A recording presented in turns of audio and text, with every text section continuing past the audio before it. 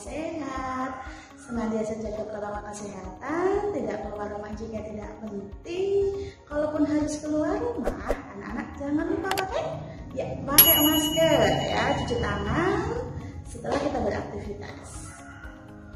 Baik anak-anak, sebelum kita mulai pembelajaran, kita mulai dengan berdoa dulu. Silahkan Mbak Monik dipimpin berdoa. A'udzubillahiminasyaitonirrajim. Bismillahirrahmanirrahim. Rabbi shrahli sadri wa yassirli amri wahlul 'uqdatam min lisani yafqahu qawli. Rabbi zidni ilma warzuqni fahma.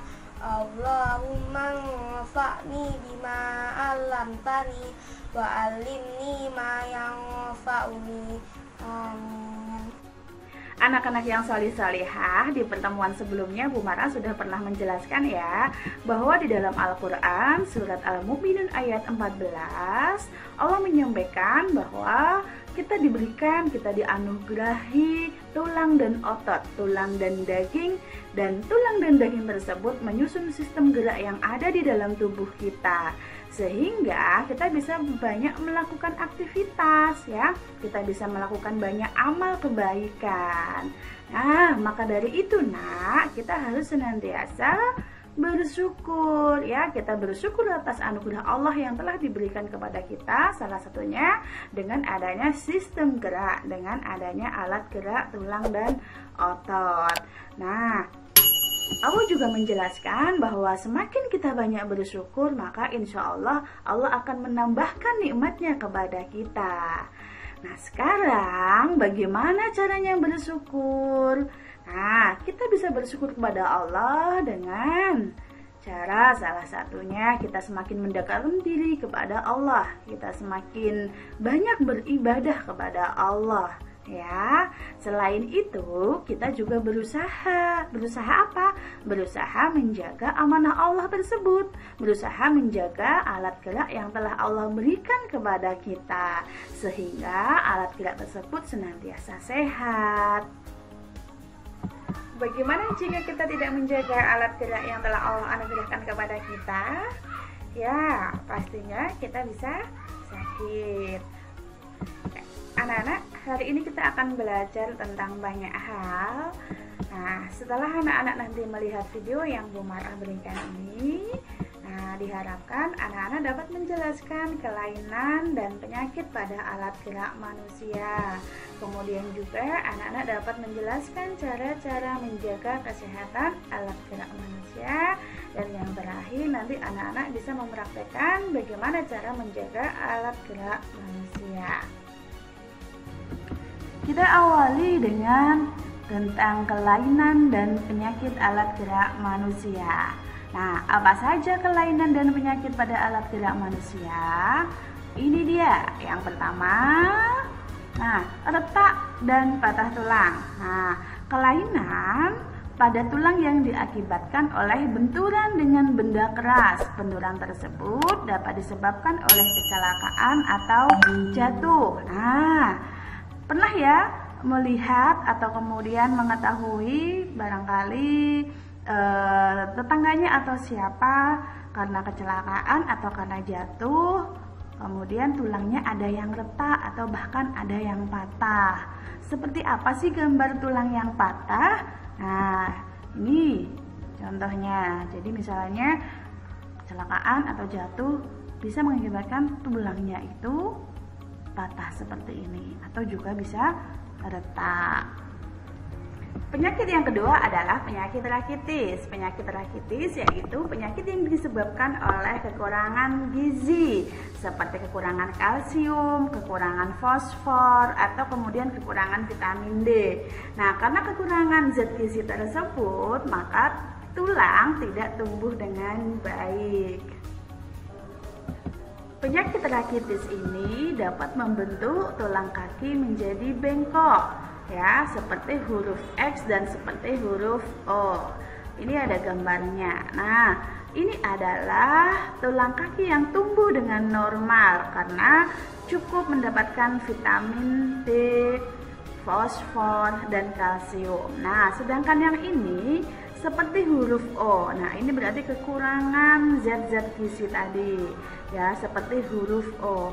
Nah, yang ini juga karena kekurangan vitamin D, kekurangan fosfor, kekurangan kalsium, sehingga menyebabkan penyakit rakitis, ya, tulangnya bengkok seperti huruf X.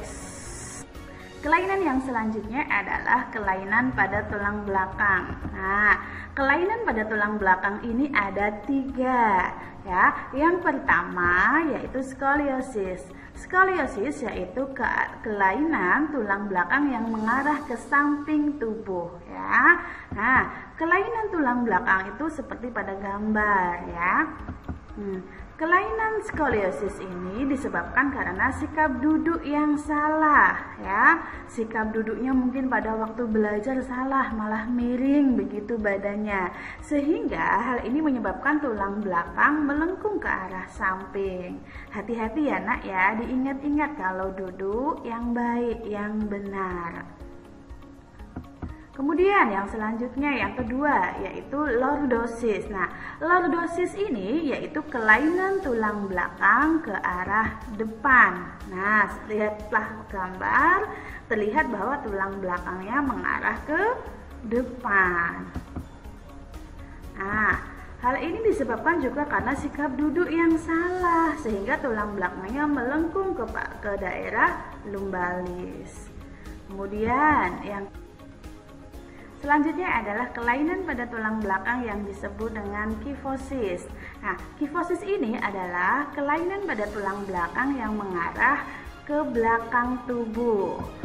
Perhatikan gambar berikut, lihatlah tulang belakangnya mengarah ke belakang bukan? Nah, itu disebut penyakit kifosis. Nah, penyakit kifosis ini juga disebabkan karena posisi duduk yang salah. Sekali lagi, posisi duduk yang salah. Jadi hati-hati ya nak, karena kita sering duduk pastinya. Nah, kalau kita duduknya membungkuk, nah itu bisa mengakibatkan tulang belakangnya jadi mengarah ke belakang, sehingga nanti kita bisa kena kifosis. Na'udzubillahi min dzalik, ya. Semoga Allah melindungi kita dari penyakit tersebut. Nah, kemudian yang keempat, kelainan pada alat gerak yang keempat adalah osteoporosis. Apa itu osteoporosis? Osteoporosis adalah penyakit menurunnya kepadatan tulang atau pengeroposan tulang. Nah, osteoporosis ini bisa disebabkan karena kekurangan kalsium dan fosfor, sehingga tubuh tidak mampu lagi untuk menyerap dan menggunakan kalsium secara normal. Ya, nah osteoporosis ini menyebabkan tulang terasa nyeri dan mudah patah ketika jatuh. Anak-anak, tadi kita sudah belajar ya tentang macam-macam penyakit atau kelainan yang terjadi pada alat gerak manusia. Ada yang pengen merasakan sakit seperti itu? Tentunya tidak ya.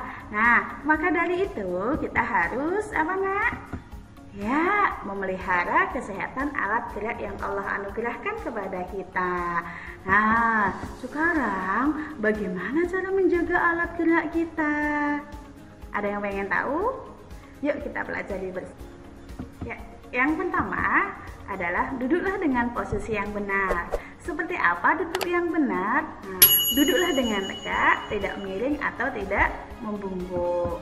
Oke, ya. Nah, coba perhatikan, kira-kira manakah antara gambar 1, gambar 2, atau gambar 3 ya, cara duduk yang benar? Yang mana?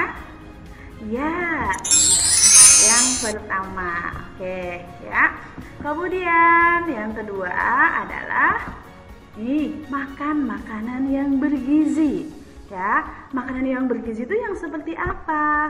Yang mengandung kalsium, yang mengandung fosfor, yang mengandung vitamin, yang tentunya baik untuk kesehatan alat gerak kita, untuk kesehatan tulang kita, ya. Ya, susu itu mengandung kalsium. Jangan lupa minum susu. Ada anak-anak yang tidak suka susu? Suka semua ya. Makan buah, ya. Sayurannya jangan lupa, ya. Nah, cara memelihara kesehatan alat gerak yang ketiga adalah berdirilah dengan postur yang tegak, tidak membungkuk juga tidak terlalu membusung. Oke, sekarang coba anak-anak perhatikan gambar 1, gambar 2, dan gambar 3. Manakah cara berdiri yang baik dan benar? Yuk, silakan ditebak. Nah, ini dia. Siapa yang tadi jawabannya yang kedua? Oke, yang kedua ya, yang betul ya, cara berdiri yang tegak. Nah, sekarang kira-kira apakah anak bisa menebak cara memelihara kesehatan alat gerak yang selanjutnya? Ya, ketika kita membawa beban harus seimbang antara bahu kanan dan bahu kiri. Misalnya ketika kita memakai tas. Oke, kita perhatikan gambar yang ada di layar. Antara 1 dan 2, kira-kira mana yang benar cara memakai tas? Yang mana yuk? Yang pertama ya, seimbang antara kanan dan kiri. Kalau yang nomor 2 itu, kasihan nanti bahu kanan kita jadi lebih pendek bisa jadi ya. Lanjut ya. Nih, dari gambar pasti bisa tertebak kan? Kira-kira bagaimana cara memelihara alat gerak yang selanjutnya? Ya, dengan berolahraga secara teratur. Nih, apa ini ya? Coba kita lihat. Ayo, aku senang. Sedang olahraga, sedang senam. Senam apa ya? Ini senam waktu puncak tema kemarin ya. Ini hanya contoh sayang ya, hanya contoh bahwa kita harus bisa memelihara kesehatan alat gerak dengan berolahraga secara teratur ya. Yang terakhir, kita harus memperhatikan bagaimana posisi tidur yang benar. Oke, bagaimanakah cara posisi tidur yang benar? Tahu ya? Nah, tidur yang benar posisinya adalah kita telentang atau miring. Nah, tidur dengan cara tengkurap atau bergulung tidak baik untuk kesehatan. Nah, sekarang silahkan perhatikan gambar berikut. Ada gambar 1, gambar 2, gambar 3, dan gambar 4. Nah, sekarang manakah cara posisi tidur yang benar? Apakah gambar 1, gambar 2, gambar 3, atau gambar 4? Oke, semuanya coba tebak. Jawab. Sudah? Nah, manakah cara tidur yang benar?